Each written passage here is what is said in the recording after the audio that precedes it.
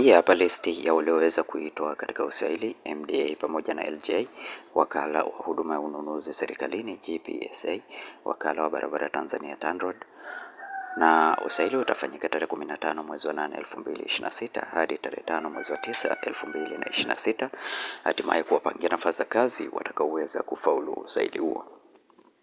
Hakikisha unafika ukiwa na kitambulisho chako chochote kati ya kitambulisho cha mkazi, kitambulisho cha mpiga kura, kitambulisho cha kazi, kitambulisho cha uraia, hati ya kusafiria, leseni ya udereva au barua ya utambulisho kutoka serikali za mtaa. Lakini pia unatakiwa kufika ukiwa na vyeti vyako halisi, result slip zitakubaliwa. Ratiba ya usaili wa mchujo ni kama inavyoonekana hapa. Wakala wa huduma ya ununuzi serikalini GPSA ni tarehe 15 mwezi wa 8 2026. MDA pamoja na LJ tarehe 16 mwezi wa 8 2026. Ratiba ya usaili wa vitendo. Wakala wa barabara Tanzania TANROADS ni tarehe 19 mwezi wa 8 2026. Wakala wa huduma ya ununuzi serikalini GPSA ni tarehe 25 mwezi wa 8 2026. Ratiba ya usaili wa mahojiano wakala wa barabara TANROADS ni tarehe 21 mwezi wa 8 2026. Na wakala wa huduma ya ununuzi serikalini GPSA ni tarehe 27 mwezi wa 8 2026.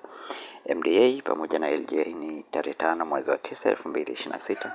MDA na LJ tena ni tarehe 5 mwezi wa 9 2026. Kwa hiyo hakikisha umeweza kuona jina lako, na kama umeona jina lako katika PDF hii, zingatia tarehe ambazo zimeweza kuonyeshwa hapo za usaili, tarehe ambao usaili utafanyika, na usaili unafanyika kwa njia ya mtandao. Kwa hiyo utajulishwa kituo chako cha usaili kupitia akaunti yako ya ajira portal. Kwa wewe ambaye ni mara yako ya kwanza kuingia katika channel ya Feaboy, bonyeza neno subscribe, like video hii na share video hii kwa wengine wengi zaidi. Lakini kwa update zote kuhusu ajira, elimu pamoja na mbinu mbalimbali za kuweza kutengeneza pesa kupitia simu yako ya mkononi, uandishi wa CV, resume na vitu vingine kama hivyo, join katika grupu letu la WhatsApp. Linki ipo katika description ya video hii. Asante na karibu, tukutane tena katika video inayofuata.